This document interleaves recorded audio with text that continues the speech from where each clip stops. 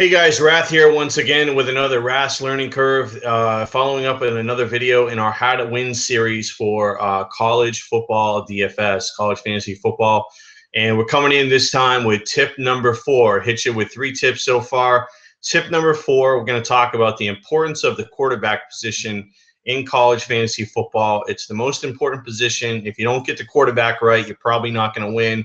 Much like the starting pitcher in baseball, quarterback is much more important in college fantasy football than it is actually in the NFL because of the ability of the quarterbacks to have the ball in their hands a significant period of the game and their ability to run. So we're going to talk about the 3 types of quarterbacks that we're looking for to be successful winning daily fantasy players in college football. First quarterback profile that we're looking for is the hybrid quarterback, the quarterback that can run and pass on equal fronts. We don't want quarterbacks that can only run because a lot of times they're going to either the potential to get hurt and they don't necessarily rack up. They're not consistent enough.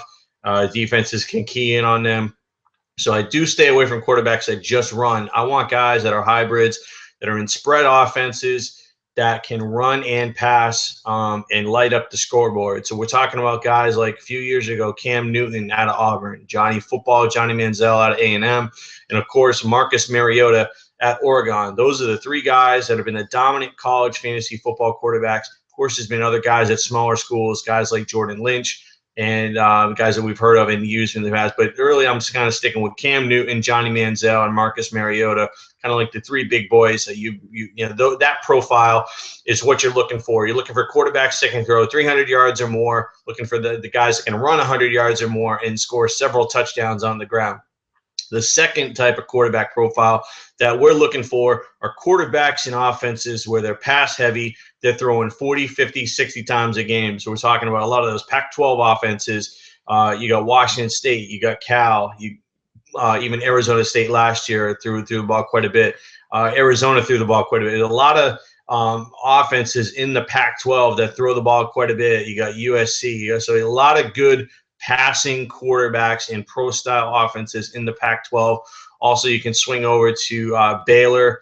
Their quarterback is obviously going to be in play this year, Seth Russell. We've seen what RG3 and what Bryce Petty have done over the last few years. And then you got the quarterback over at TCU, Trevon Boykin, who is one of those hybrid quarterbacks that we talk about. Boykin's probably going to be the #1 guy as far as hybrid quarterbacks this year, where Seth Russell out of Baylor might be maybe the #1 passer, along with a guy like Cody Kessler out of USC. But those are the kinds of quarterbacks that we're looking for. Those are the profiles that we're looking for every week. Don't get cute with quarterback. Don't go cheap. Don't pick guys on a bad team.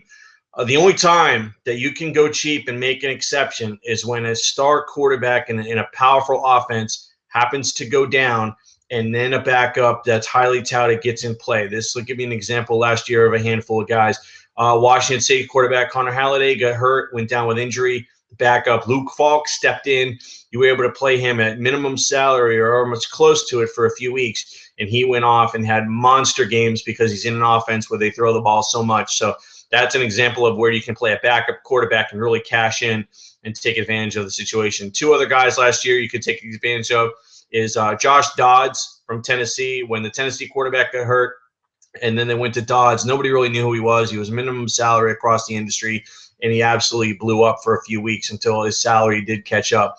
Then the other guy is Kyle Allen out of Texas A&M last year. You could have used him. They went with Allen at the middle point of the season. He did have a bad game early on, but then he just started to really take off. He was one of the #1 quarterbacks in the country. So, again, look at, when you're looking at backup quarterbacks and you're looking for value, look at the pedigree. Go back to the Phil Steele handbook that we talked about, tip number 1, and look at the Phil Steele ranking of where that quarterback was recruited.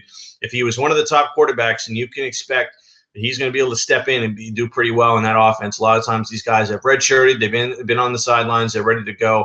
It's not a situation like a backup quarterback in the NFL where the guy's inferior. Oftentimes a quarterback that's backup might even be equal or better. So that's something that you can take a look at for him. This has been another Rath Learning Curve, how to win at daily fantasy college football. Tip number 4. We're going to hit you back here later on with another tip, and we hope you enjoy these videos. Take care.